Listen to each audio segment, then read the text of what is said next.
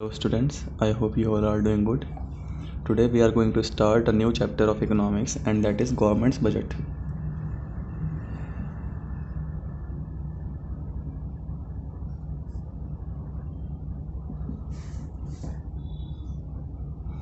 First of all you need to understand the meaning of the chapter और we can say आपको जो है पहले इस चैप्टर का जो मतलब है, जो नाम है, उसका ही अर्थ समझना होगा और इसकी डेफिनेशन की बात करें अगर तो बाद में आती है। देखो सबसे पहली बात, इसमें एक वर्ड यूज़ हुआ है गवर्नमेंट। गवर्नमेंट से आप अब सभी अवगत हैं। गवर्नमेंट एक बॉडी होती है जो कि पूरे कंट्री या पूरी इकोनॉमी के वेलफेयर के लिए काम करती है। ठीक है, यहाँ पर जो है जो गवर्नमेंट होती है वो हर किसी सेक्टर के लिए काम करती है, और या फिर हम कह सकते हैं कि हर किसी इंसान के लिए काम करती है। ठीक है, ऐसा नहीं कि वो सिर्फ अमीरों के लिए काम करेगी या वो सिर्फ गरीबों के लिए काम करेगी। करे या ना करे वो मैटर नहीं करता, बट जैसे मैं हमेशा कहता हूँ गवर्नमेंट की क्या रिस्पॉन्सिबिलिटी है और वो करती है या नहीं करती, हम वो बात नहीं करने वाले, बट एक्चुअली करना क्या होता है उन्हें, उसकी बात कर रहे हैं। ठीक है, तो गवर्नमेंट का रोल होता है कि वो देश में रहने वाले इकोनॉमी का हर एक पार्ट का ध्यान रखे। ठीक है, चाहे बिजनेस छोटा हो या बड़ा हो, कोई आदमी अमीर हो या गरीब हो या मिडिल क्लास हो, हर क्लास के बारे में उसको सोचना होता है। दूसरा वर्ड यहाँ पर यूज़ हुआ है बजट। बजट का मीनिंग बताने से पहले आपको मैं एक बार बीएसटी के एक टॉपिक पे लेके चलता हूँ। सभी को याद होगा मैनेजमेंट, एक वर्ड आया था वहाँ पर, एक चैप्टर था मैनेजमेंट। एक्चुअली आपकी बुक का नाम ही मैनेजमेंट है। तो मैनेजमेंट का एक फंक्शन होता है प्लानिंग। प्लानिंग का मतलब क्या होता था? थिंकिंग बिफोर डूइंग, कुछ भी करने से पहले उसके विषय में सोचना। जब आप प्लानिंग के बारे में और डिटेल में पढ़ेंगे अगले चैप्टर में, 4th चैप्टर के अंदर आएगा वो आपके, तो प्लानिंग के अंदर हम प्लान्स बनाते हैं। यानी कि जब भी हम मन में सोचते हैं तो उससे हमें क्या निष्कर्ष मिलता है? हमें एक प्लान मिलता है। ठीक है, एक रोड मैप तैयार होता है कि आने वाले समय के अंदर हमें अपने रिसोर्सेज, स्केर्स रिसोर्सेज किस तरह से इस्तेमाल करने हैं, so that we can gain maximum satisfaction. तो जो प्लान्स होते हैं उनके बहुत सारे टाइप्स होते हैं। जो प्लान्स होते हैं वो भी बहुत सारे प्रकार के होते हैं, विभिन्न प्रकार के होते हैं। तो उनमें से एक टाइप ऑफ प्लान होता है बजट। ठीक है, अगर हम प्लानिंग के हिसाब से देखते हैं तो पहली चीज़ तो ये क्लियर होगा कि जो बजट है वो भी एक प्लान है। यानी कि इसमें भी हम जो है सिर्फ सोच रहे हैं, एस्टिमेशन कर रहे हैं, प्लानिंग कर रहे हैं।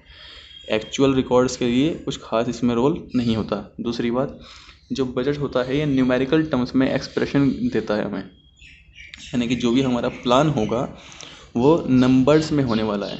ठीक है, एक और बात आपको शायद याद हो, मैंने बताया था कि इकोनॉमिक्स के अंदर 2 पार्ट्स होते हैं। पहला होता है पॉजिटिव इकोनॉमिक्स, दूसरा होता है नॉर्मेटिव इकोनॉमिक्स। पॉजिटिव में हम रियलिटी, जो हमारे पास रिकॉर्ड्स हैं, जो फैक्ट्स हैं, फिगर्स हैं, वो सामने रखते हैं। वहीं नॉर्मेटिव के अंदर हम क्या करते हैं? सजेशंस प्रोवाइड करते हैं कि व्हाट इट शुड बी, कि हमारे फैक्ट्स एंड फिगर्स तो ये सामने हैं हमारे, बट अब जो है होना क्या चाहिए। जैसे कि अगर हम अभी की बात करते हैं कोरोना वायरस की, तो फैक्ट्स एंड फिगर्स तो अब भी ये कह रहे हैं कि इंडिया में जो बहुत कम डेथ्स हैं, इंडिया का जो रिकवरी रेट है वो काफ़ी अच्छा है। ठीक है, मतलब बहुत सारी अच्छी अच्छी चीज़ें हमें फैक्ट्स में मिल जाएंगी। वहीं दूसरी तरफ जो है हमें फैक्ट्स में ही कुछ लोग ऐसा भी दिखा देंगे कि इंडिया में इतनी सारी डेथ्स हो रही हैं। एक ही फिगर्स को, एक ही फैक्ट्स को जो है हम नंबर्स को 2 तरह से पेश कर सकते हैं चाहें तो। कोई अगर सरकार के पक्ष का आदमी है तो वो कहेगा इतने कम डेथ्स हैं, मतलब अगर हमें कंपैरिजन करके दिखाएं पॉपुलेशन से या दूसरे कंट्रीज से। वहीं अगर कोई विपक्ष का आदमी है वो कहेगा कि इंडिया में तो इतनी सारी डेथ्स हुई, लाखों, मतलब लाखों लोग संक्रमित हैं, बहुत स्पीड से आंकड़ा बढ़ रहा है। ठीक है, बट नॉर्मेटिव इकोनॉमिक्स क्या कहती है? ठीक है, आपने सामने रख दी सच्चाई, बट अब जो है इसका सॉल्यूशन क्या है, होना क्या चाहिए, वो भी तो बताइए। तो ऐसे ही जो बजट होता है वो पॉजिटिव और नॉर्मेटिव इकोनॉमिक्स दोनों का मिक्सचर होता है। यानी कि इसके अंदर जो है, पहले इसकी डेफिनेशन बता दें। It is a statement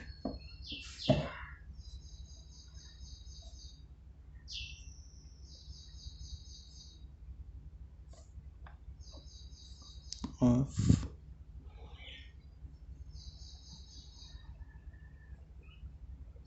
governments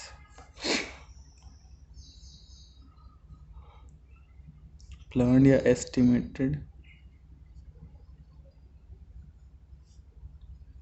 receipts and expenditures during financial year.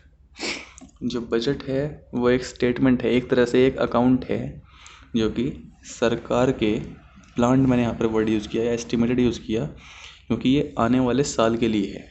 और दूसरी बात, ये एक प्लान है, तो प्लान हमेशा जो है एस्टिमेटेड ही होता है, वो एक्चुअल नहीं होता। ठीक है। रिसीट्स मतलब आप जानते हैं जो भी मनी रिसीव होने वाला है। इनफ्लो ऑफ कैश जिसके अंदर होगा वो। एक्सपेंडिचर्स खर्चे, जिसमें हमारा जो आउटफ्लो ऑफ कैश है वो हो गया, कैश बाहर जाएगा, सरकार के पास से जाएगा, इसमें एक फाइनेंशियल ईयर के अंदर। ठीक है। तो मैं कहाँ पे था, क्या कह रहा था मैं,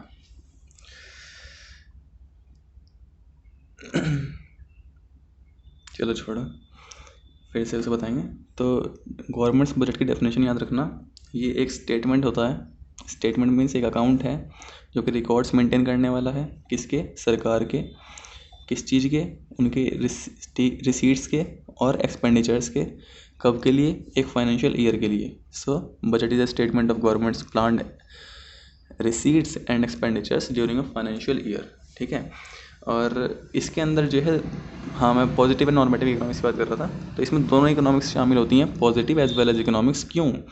क्योंकि ये प्लान है। प्लानिंग में आपको मैंने बताया था कि प्लानिंग जो है फॉरवर्ड लुकिंग भी होती है और बैकवर्ड लुकिंग भी होती है। बैकवर्ड लुकिंग मतलब क्या, हम जो अब नेक्स्ट प्लान बना रहे हैं या करंट प्लान जो हम बना रहे हैं, वो पहले के जो रिजल्ट्स आए थे उनको देख कर बना रहे होंगे कि पहले वाले जो हमने प्लानिंग करी थी लास्ट ईयर जो करी थी, उसमें क्या क्या हमारी जो ऑब्जेक्टिव्स थे वो अचीव हो गए, क्या क्या बाकी हैं, और अब जो है उससे क्या बेहतर हम कर सकते हैं।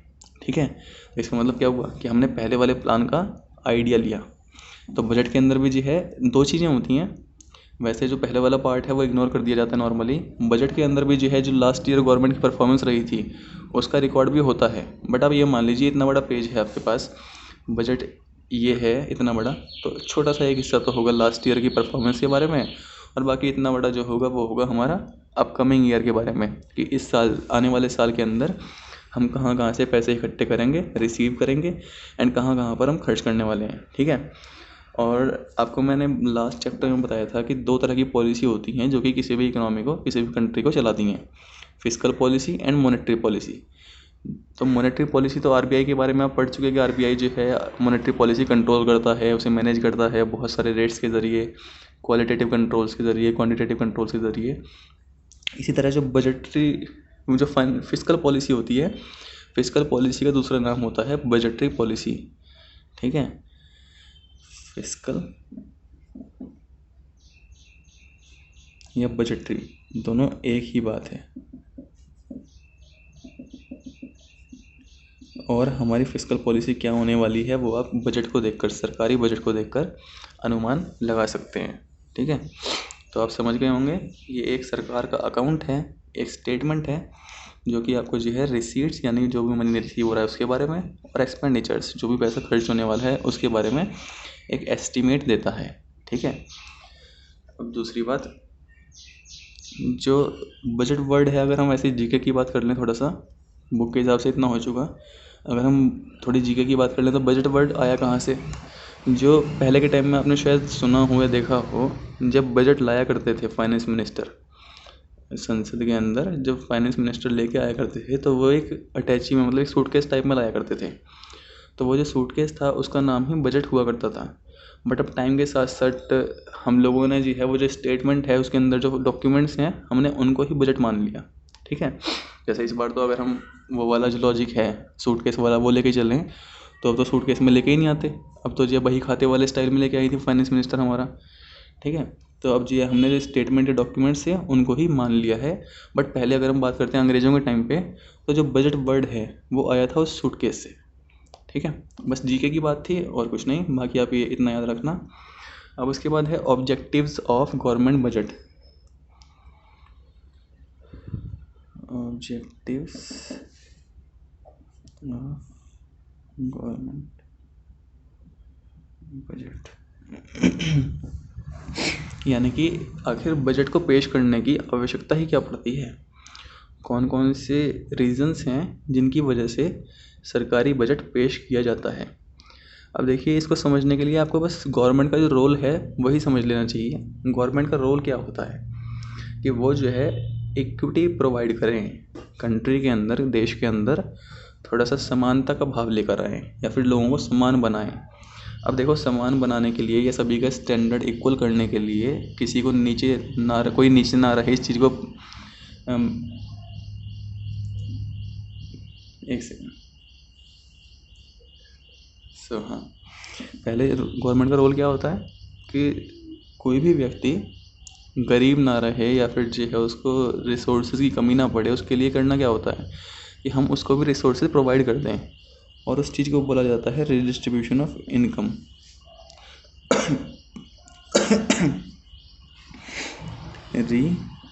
रीडिस्ट्रीब्यूशन, देखो किसी के पास पैसा पहुंच जाएगा, उसके पास इनकम होगी, तो ऑटोमेटिकली वो जो है जहाँ पर था, निचले तबके में था, वहाँ से उठ जाएगा। आप देख लीजिए, पहले की अगर हम बात करते हैं तो जातिवाद इंडिया में बहुत ज़्यादा था, ठीक है, यानी कि जो है अब भी मतलब ऊंच नीच का जो भेद है वो पहले भी था, आज भी है। बट आजकल एक छोटा सा डिफरेंस है, जो लोअर कास्ट के लोग अमीर हो गए हैं।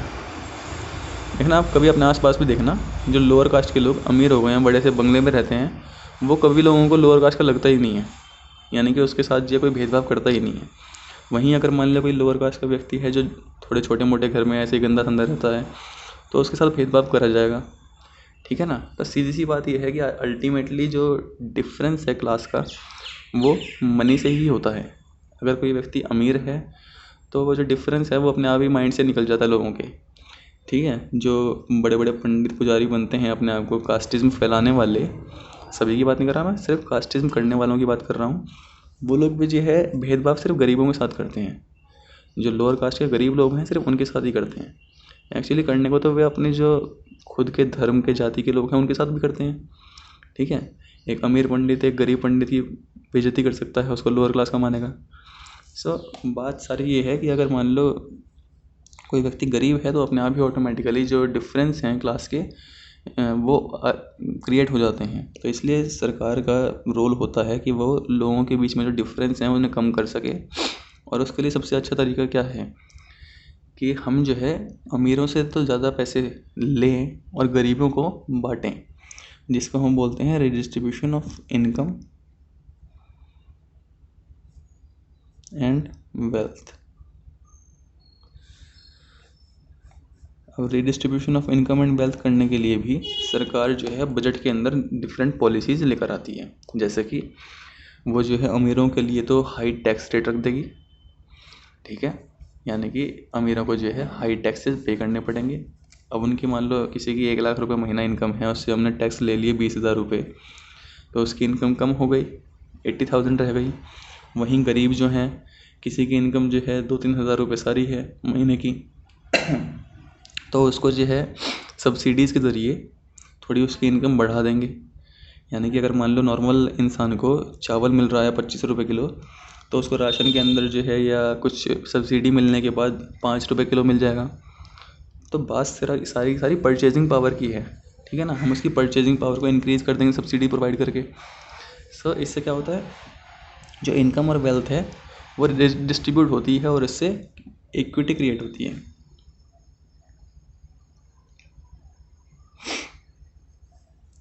क्रिएटिंग इक्विटी,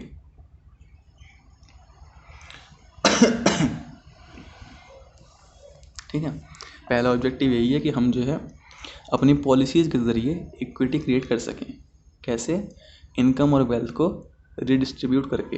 रिडिस्ट्रीब्यूट कैसे करते हैं? अमीरों से आप जो है पैसे लीजिए by the way of taxes, और गरीबों में वे बांट दीजिए by the way of subsidies, ठीक है। या फिर जो आप आम जनता के वेलफेयर के लिए भी काम कर सकते हैं। आपने कोई फ्री खाने की, फ्री एजुकेशन की, फ्री हेल्थ की फैसिलिटीज़ प्रोवाइड कर दी, तो इनके ज़रिए भी जो है रिडिस्ट्रीब्यूशन होता है। भाई इंसान जो है पैसा किस लिए कमाता है? खाने पीने के लिए, एजुकेशन के लिए, हेल्थ के लिए।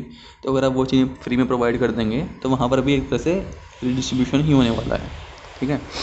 अगला है री एलोकेशन ऑफ रिसोर्सेज।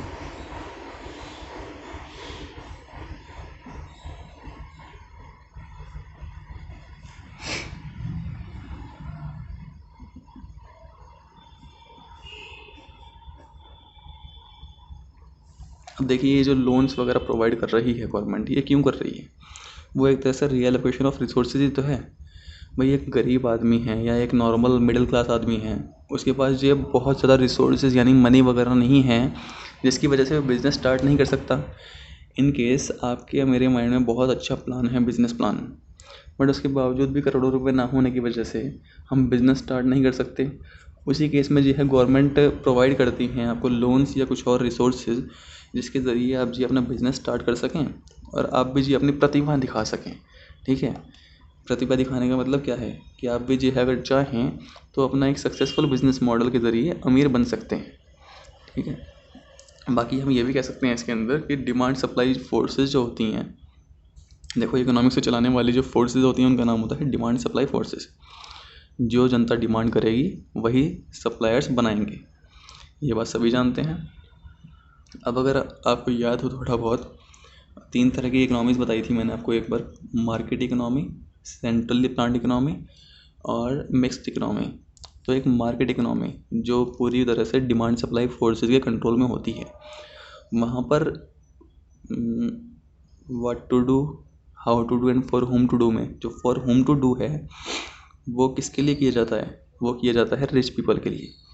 भाई अमीर आदमी है वो अच्छा प्राइस पे करेगा, तो इसलिए जो प्रोड्यूसर्स हैं वो सिर्फ उसके लिए ही बनाने वाले हैं। तो ऐसे केस में जो गवर्नमेंट है वो मतलब लोगों, जो कंपनीज हैं उनको डायरेक्शंस देती है, उनको गाइडलाइंस प्रोवाइड करती है, या फिर जो सरकारी कंपनियां हैं उनके ज़रिए या अपने बजट के ज़रिए जो पैसे हैं, जो रिसोर्सेज हैं, उनको पब्लिक गुड्स पर खर्च करती है। पब्लिक गुड्स कौन से होते हैं? जो आम जनता के काम आने वाले हैं या सभी के काम आने वाले हैं, जैसे कि लॉ एंड ऑर्डर मेंटेन करना, ठीक है, कानून व्यवस्था को बनाए रखना, या फिर डिफेंस पे खर्च करना। भाई ठीक है, हम लोग तो ये इंडियंस हैं, काफ़ी वार वगैरह से खुश होते हैं, बट कई सारे लोग ऐसे भी हैं, बहुत सारे लोग मैं दिखा दूंगा, जो कई डेवलप्ड नेशंस को देख के कहते हैं कि इंडिया, भारत की सरकार जो है डिफेंस पे बेमतलब में पैसा खर्च करती है। ठीक है, वो कहते हैं जैसे कि डिफेंस पर जो पैसा खर्च हो रहा है वो क्यों ना पढ़ाई पे लगाया जाए, वो क्यों ना हेल्थ केयर पे लगाया जाए, डिफेंस में रखा क्या है। कह सकते हैं ऐसा लोग कि अगर मुझे बेनिफिट नहीं मिल रहा तो वो पैसा खर्च ही क्यों हो, कह सकते हैं ऐसा। या फिर जो ये पुलिस है इसके लिए कह देंगे कि लॉ एंड ऑर्डर मेंटेन करने की ज़रूरत ही क्या है, स्ट्रीट लाइट लगाने की ज़रूरत ही क्या है, मेरे घर में तो लाइट है। ऐसा बहुत सारे लोग हो सकते हैं, बट क्योंकि ये पब्लिक गुड्स की नीड भी होती है कंट्री को चलाने के लिए, उसके इंफ्रास्ट्रक्चर को बनाए रखने के लिए सरकारों की आवश्यकता होती है कि रिसोर्सेज को सिर्फ लोगों के हिसाब से ना खर्च करके वो कॉमन गोल के लिए यूज़ करें, यानी जो हर एक इंसान के लिए इक्वली इम्पॉर्टेंट है। ठीक है, गरीब के लिए भी अमीर के लिए भी। उस रोड से अगर मान लो एक पैदल व्यक्ति जाएगा तो भी उसे लाइट मिलेगी, और उस रोड से जो कोई अपनी मर्सिडीज़ में बैठ के जाएगा तो भी उसे लाइट मिलेगी। ठीक है ना, ऐसा नहीं होना चाहिए। कई सारे लोग ऐसा करते हैं या बोलते भी हैं कि अगर मान लो सीधा डायरेक्ट बेनिफिट मुझे नहीं मिल रहा तो ये तो पॉलिसी बेकार है, कहते भी हैं ऐसा। आप टीवी में आए दिन सुनते होंगे कि इससे जो है उन्हें क्या मिला।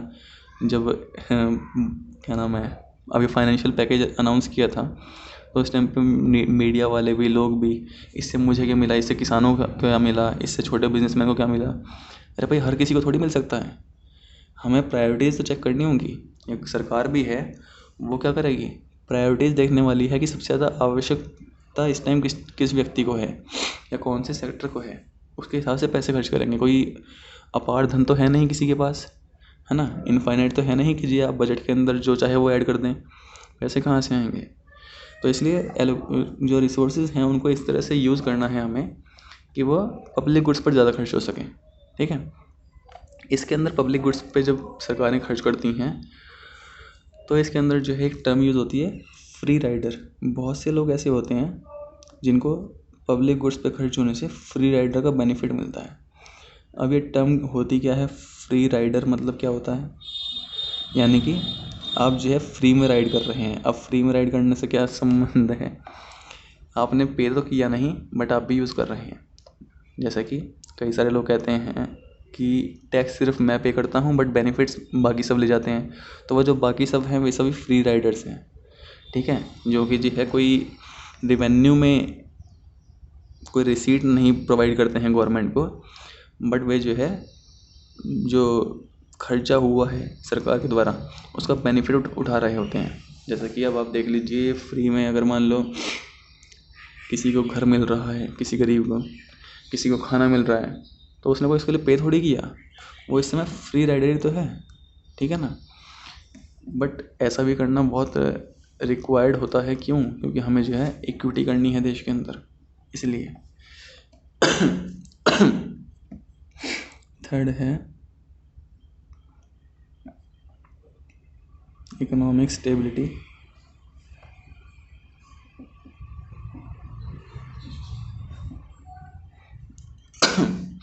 जो इकोनॉमी है वो स्टेबल रहे, मीन्स कोई इन्फ्लेशन या डिफ्लेशन की जो प्रॉब्लम है वो हमें नुकसान ना पहुंचा सके, इसके लिए भी बजट बनाया जाता है, ठीक है। यानी कि आने वाले समय के अंदर जो शॉक्स हैं, इकोनॉमिक शॉक्स होते हैं। इकोनॉमिक शॉक्स कौन से हैं? वही इकोनॉमिक स्लो डाउन, रिसेशन, ठीक है, डिफ्लेशन या फिर इन्फ्लेशन, इनको ही हम इकोनॉमिक शॉक्स भी बोलते हैं, इन्हें ही एक्सट्रीम्स बोलते हैं, या इन्हें ही हम अनस्टेबिलिटी बोलते हैं, इंस्टेबिलिटी बोलते हैं। तो हमारी जो इकोनॉमी है वो बैलेंस्ड रहे, स्टेबल रहे, उसके लिए भी बजट के अंदर पॉलिसीज़ बनाई जाती हैं। जैसे कि अगर मान लो हमें खतरा है कि इस बार महंगाई बढ़ सकती है, इन्फ्लेशन हो सकता है, तो वही आप लास्ट चैप्टर से कनेक्ट कर लो। अगर मान लो हमें लगता है महंगाई बढ़ने वाली है, तो महंगाई से काउंटर करने के लिए हमें क्या करना होगा? मनी सप्लाई रिड्यूस करना होगा। मनी सप्लाई रिड्यूस करने के लिए टैक्स रेट्स को बढ़ा सकते हैं। भाई टैक्स रेट बढ़ेंगे, लोगों के पास पैसे कम बचेंगे, ऑब्वियस सी बात है। ऐसे ही अगर मान लो डिफ्लेशन की स्थिति है, तो उस टाइम पे सरकार अपने खर्चे बढ़ा देगी, ठीक है। पैसा आएगा इकोनॉमी के अंदर सरकारी खर्चों के द्वारा, और जो है उससे मनी सप्लाई बढ़ेगी। मनी सप्लाई बढ़ने से जो डिफ्लेशन, मंदी की दौर है, वो ख़त्म हो जाएगा। गवर्नमेंट एक्सपेंडिचर इंक्रीज़ कर देंगे डिफ्लेशन में, और यहाँ पर जो है इन्फ्लेशन, ठीक है। तो ध्यान ये रखना होगा कि हमारी जो इकोनॉमी है वो स्टेबल रहे। एंड फोर्थ और लास्ट पॉइंट है मैनेजिंग पब्लिक एंटरप्राइजेस।